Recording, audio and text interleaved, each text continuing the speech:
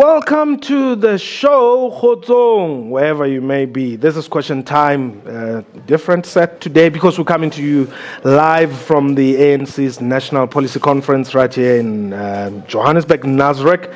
So we're not in studio, but look, we'll be doing what we normally do even when we're in studio. So if you've got a view or a question that you would like to ask to our guests, please go ahead and do so. We'll be taking your calls, but also most importantly, we'll be taking your tweets. Just tweet me at Mpho Tsedu. I'll be reading out your tweets or your questions to my panel here. But we welcome you indeed from the ANC's National Policy Conference. My guest today, she's a member of the National Executive Committee and she's also a minister, but today she joins us in her capacity as leader of the ANC. Her name, Lindiwe Zulu. But we also have an analyst. He says we must call him an analyst. He's a media practitioner himself. He's now a PhD student at the University of Pretoria, but he joins us here today from our studios here at the ANC National Policy Conference. So let me welcome my guest. Welcome, I don't know, minister, or you are a leader today, not in government, but in the ANC. Boom, also welcome. Well, this is the third day. I can see that it seems tensions have lowered. Comrades seem to have gotten it into their heads that we actually are here for policy discussions, not to sing songs that, gets the cat out of the bag. Yes, we're very happy so far with the deliberations and the process. The conference started very well, and we know that everybody was interested in particular to that report. That report was discussed, it was presented by the Secretary General, and it went to all the commissions to be discussed, and so far things are going on very well. And I must say that having been a member of the ANC this long and having attended so many conferences, not just a policy conference, I'm really happy with what I'm seeing in terms of the discussions that are ongoing and the contributions that comrades are making under the circumstances especially. But I also think that comrades are really getting into the mood of the new South Africa that we're in. There's less singing, less rhetoric, and there's more focus on what is facing us. What are the challenges that are facing both the ANC as an organization? Hence, we had the presentation on organizational renewal. And today, we are dealing specifically with the policy issues as being presented by those in the different policy units. So I'm very excited. I must be honest with you. I was not really, giving this conference a chance. Last week I said to Dr. Ndechana and Professor Mtambara that this is going to be a waste of time. People are more interested in December than June. What are your impressions? Well, we haven't come to the conclusion of the conference, so we can't pass judgment or and say whether or not it has succeeded. However, the signs obviously early on coming to this conference were signs of an ANC that is not together, ANC that's divided, an ANC that was going to come here and use this conference as a proxy for political or leadership contest ahead of the December elective conference. And to a certain extent, that is actually playing itself out in this conference. If you speak to different leaders that we've got access to from where we sit, we interact with them from time to time, you ask them about their policy positions that they are talking about in their commissions, you do get a sense that it depends on where someone comes from. An Eastern Cape leader will tell you about this policy position.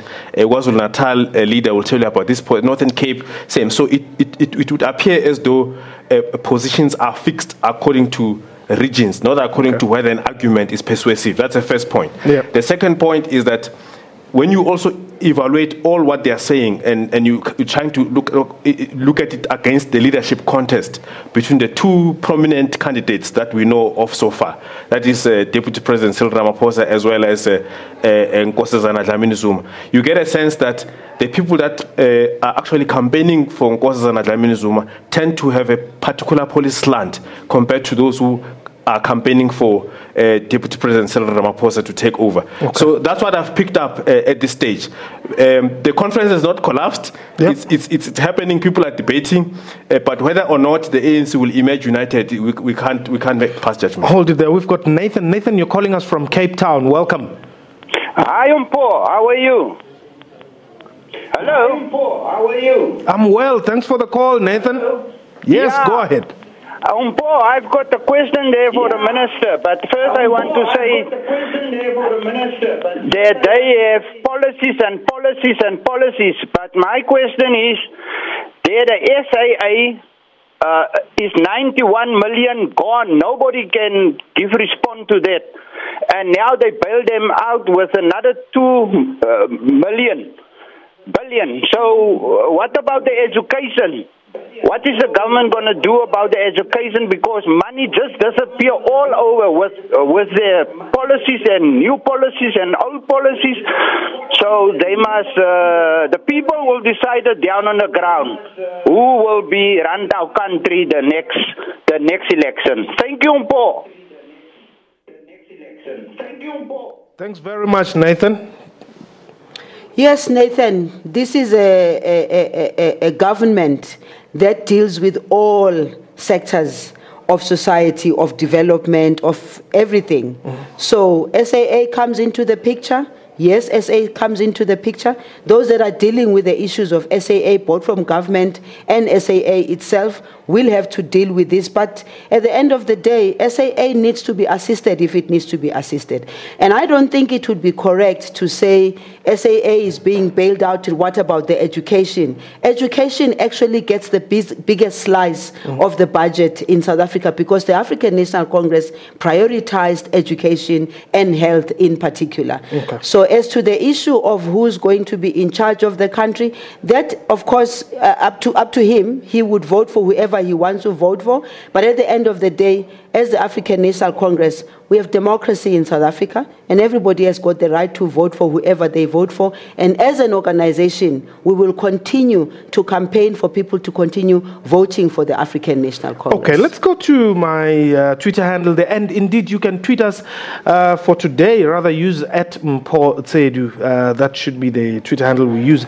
Kabelo Banda says here, please ask Lindiwe her view on Zuma attacking the veterans while preaching unity within the ANC.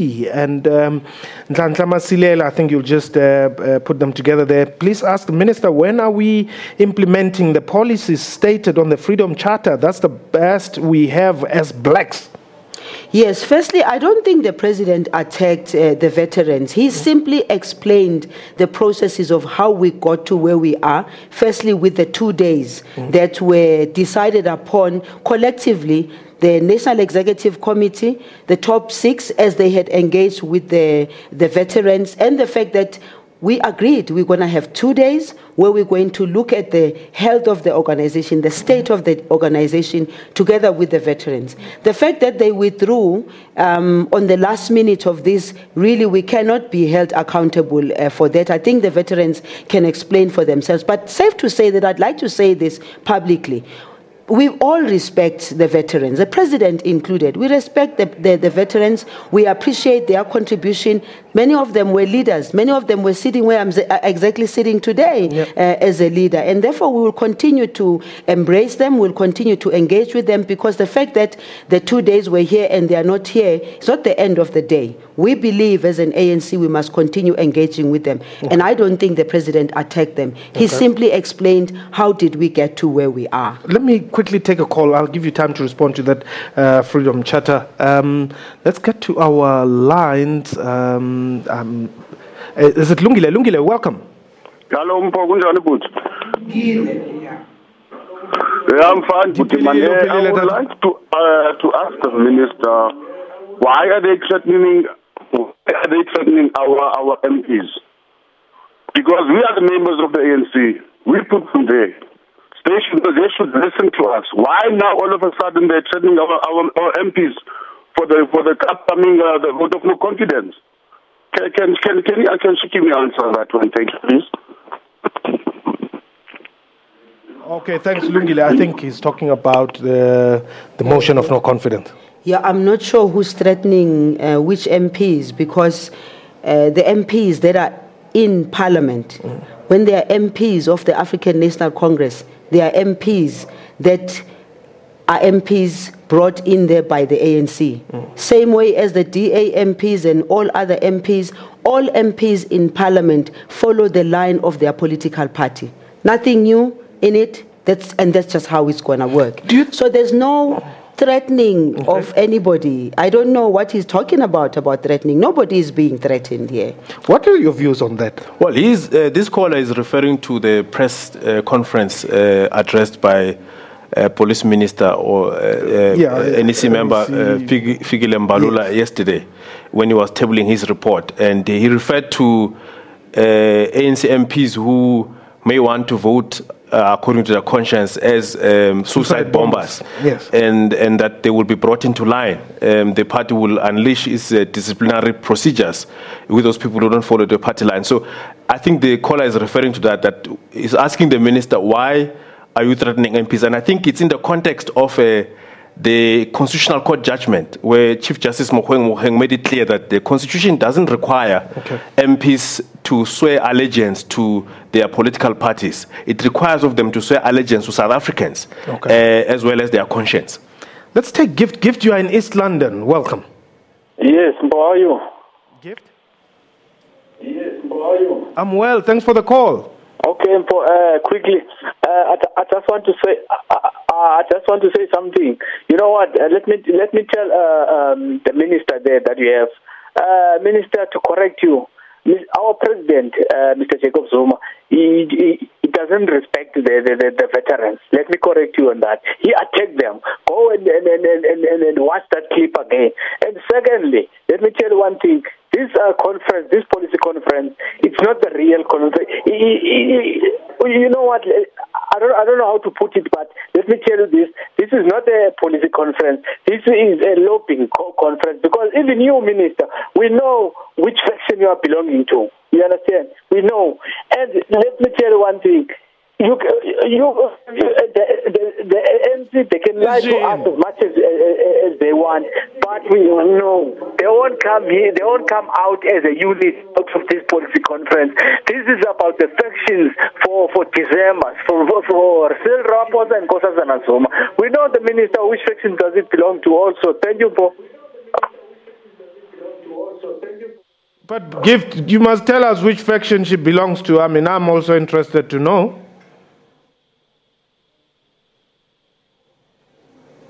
Okay, Gift is gone. Well, I would have wanted to know that.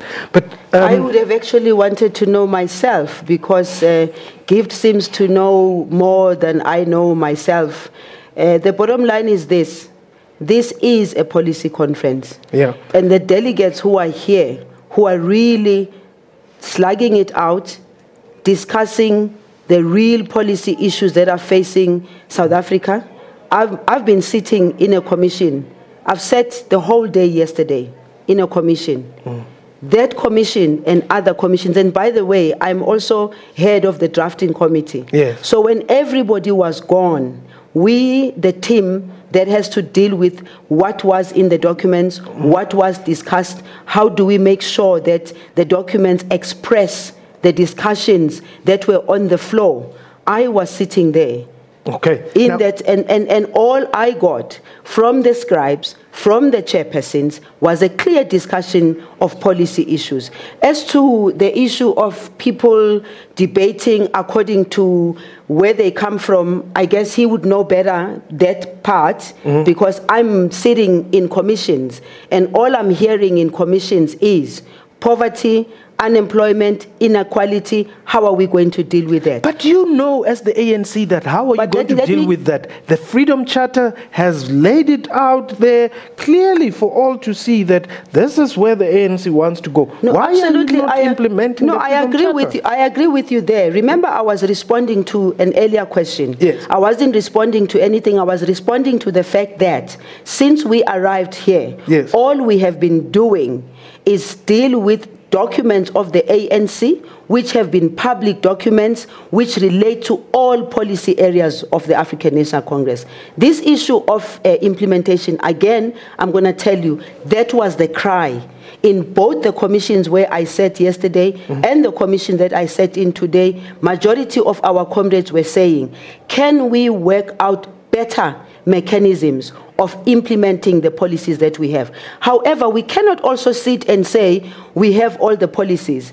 In those commissions also, again, there's discussion about there are changing times globally, changing times in terms of the economy, changing times of in terms of everything. So you can't say because you adopted a policy in Polokwane, then you're not going to do anything about it. If you need to change it, you're going to change it. The good thing about the African National Congress is that we have a calendar which we stick to. Okay. Now is the time for the policy conference. We're preparing for December. The policy positions that are here will be adopted or not adopted, by the way, in December. Well, that other question of the Freedom Charter, again, sitting in the commissions, that's what comrades are saying. And remember, these are branch members. Yes. These are not your only just the ministers and people who are in positions. These are ordinary members who are saying the Freedom Charter says this about land. The Freedom Charter says this about the wealth of the country. Comrades, can you speed up the process so that the people on the ground can begin to feel the fruits of freedom? Okay, we're going to take a quick break.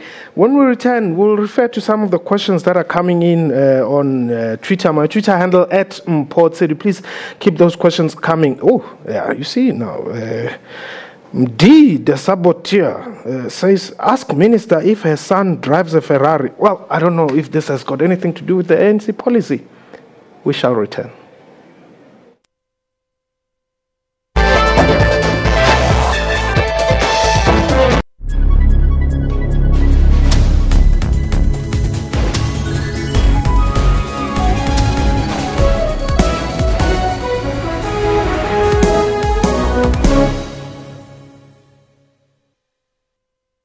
Looks like joy came early this July. Buy 4 red codes to share. Enter your codes and get 10 Rand airtime guaranteed with up to 100,000 Rand airtime every day for the month of July. Celebrate crisper joy with Red this July.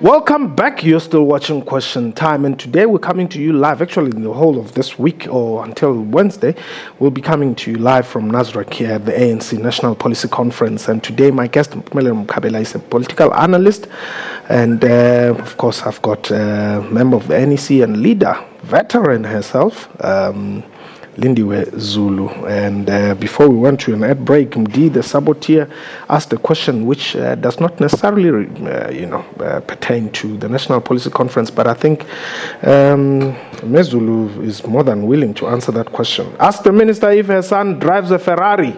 Well, Mdi, I don't know. Well, Mdi knows, and quite frankly, Mdi must understand that I have children, and children who have full rights as South African citizens, and children who might not necessarily be in politics, but children who are doing their businesses out there. All my children, all, not just my son, all my children have got businesses that they run, and I have absolutely nothing to do with their businesses. So I would not answer that question any other way, safe to say that all my children have got just the same rights as everybody else in South Africa. Okay, let's go to, just around the corner here, Protect Land. Mdungwa. Baba. Yebo mponijani. Welcome. Ngiyaphila njani baba Khumalo? Siyaphila sizwa njani? Ake ngibingelele lapho nomama uMageba lapho. Siyaphila na. Ake ngibingelele lapho nomama uMageba lapho. Ngiyakizwa kodwa yobandla. Siyabingelela baba. Siyabingelela. Ngiyabonga Mageba. Siyabonga thina umsebenzi owenzayo muhle futhi kodwa isesidideke thina abantu ngicabanga ukuthi abantu bakithi abaningi balalela indaba ezilongo balalele inkulumo zabantu abanenzondo cishe wonke umuntu usenenzondo manje akasakuzwa okuhle okwenziwa okhuluma uhulumeni abasakubona okuhle okwenziwa amaministeri okwabo nje sekuyinzondo ekhona kodwa ke niqhubeke ke nibambe lapho nisebenze sikhona thina sesiguqa nje nani kodwa manje siyabona umsebenzi omuhle abantwana ngifisa ukuthi bafise babone umsebenzi omuhle bakwazi ukulalela thinking ngizothi ngesingisi they need to listen attentively kubaholi bezwe bangalaleli indaba eqhamuke emaceleni ngoba ziyabadukisa abantwana ngizwe nensizwa adifona la ethi uyithukuthele kabi ukuthi abantu bayachithwa kunamuntu ochithwayo uhulumeni umnengameli ubeke kahle indaba ngama-veteran ibona abadubile abangekho abaxoshwanga babekele insuku ezimbilini ukuthi abeze kodwa bezoparticipate ukuzolalela udaba la baduba bona ngendlela zabo nangendlela abacabanga ngayo kodwa ke angibonge mina umsebenzi omuhle enwenza ake niqhubeke nisebenze nisivakashele isizwe njengoba nisivakashele ezweni kuzokufika lapho kufanele khona siyabonga. Asibonga kakhulu lapho Mntungwa. Minister, I want us to just quickly talk about your portfolio within the framework of this particular policy conference. What are small business people going to get out of this conference? Firstly, what they're going to get is the lifting up of the agenda and putting small and medium enterprises high on the agenda. As we all know, that government has already identified unlocking the potential for small and medium enterprises to be one of the 9-point plans. And also we are aware as government that out of the 11 million jobs that have to be the jobs that have to be produced in South Africa, must come from 90% of that must come from small and medium enterprises. Now, in order for us to be able to do that, it means we must upscale the kind of support that we give to small and medium enterprises. It means we must create a better environment for them to thrive. Of course, we understand that the economy is on a technical recession. We understand that we've just gotten a downgrade. Hence, for instance, the government, through the president, actually the president called a special meeting to try and deal with these two challenges that we have. And the president has asked those of us who are in the economic cluster in particular to say, what is it that we can do to make sure that the impact of this is not too heavy on small and medium enterprises? Specifically, he speaks to small and medium enterprises. Let me bring you in here. Do you think, I mean, your assessment really, do you think this small business owner, I don't want to use Soweto as an example, but well, given that it's the closest, is even aware that, by the way, they are talking about policies that affect our business as we are sitting, trying our luck here today? It's a good question because, well, a lot of them, they struggle with small things which the government is unable to fix. I know the minister has been championing the issue of quick payment by state entities to small suppliers. And it's not happening at the rate at which it should be happening. The other thing that demoralizes small business people is that they see the same players every now and then getting the lucrative tenders. They also see people that are seen to be connected at the higher level in political circles to be the ones who get the jobs in government. And more recently, which makes things very worse for the transformation agenda that the ANC is trying to push, is that we are seeing a lot of lucrative projects that are supposed to actually drive industrialization, get small business participate. Some of that money is channeled out of SOEs to some Indian family business partners. Some of it is laundered.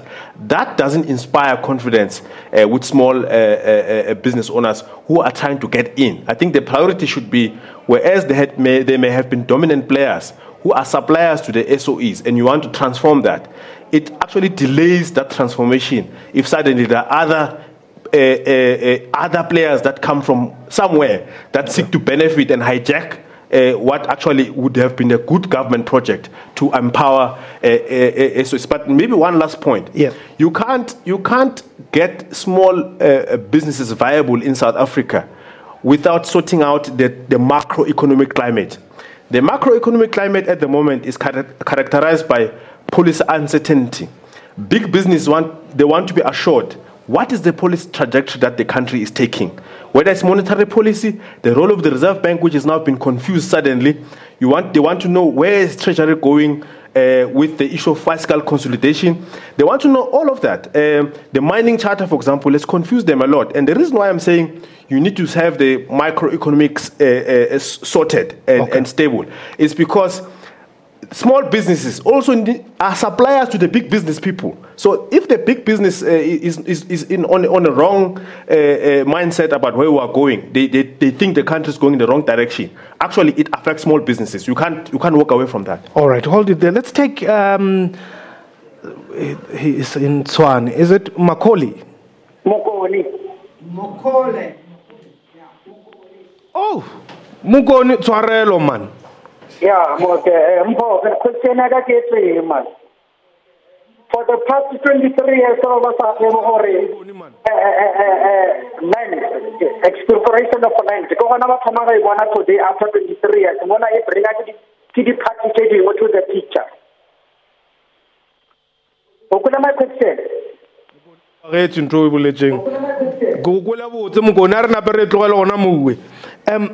Indeed, this radical transformation seems to be, I don't know, is it expedient or what is it? It's not expedient. Yeah. Poverty, unemployment, inequality. What face do you see when you talk about poverty and inequality and unemployment? Yes. Me. So you did right.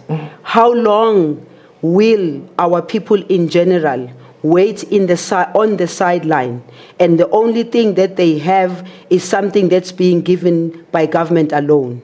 I don't think that South Africans in general would want to remain with hands out like that, waiting for grants for the rest of their lives. I don't think black people want to do that. I don't think that black people want to see high rises and sky rises shooting up in city centers of Sentin and other places, and all they can do is look at it and realize that they can never reach it.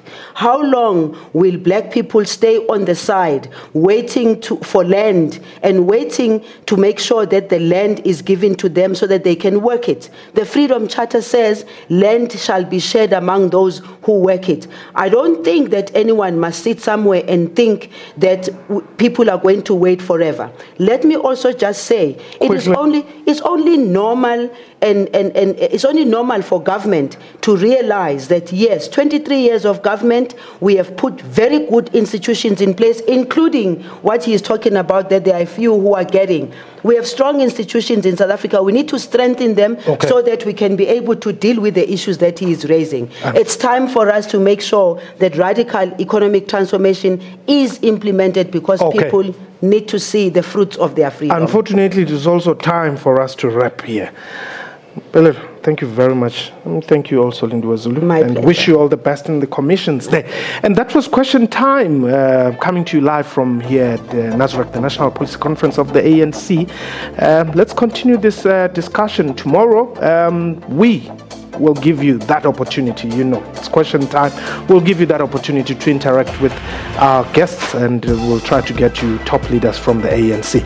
From me and the entire crew, I'm Ibe Khotso.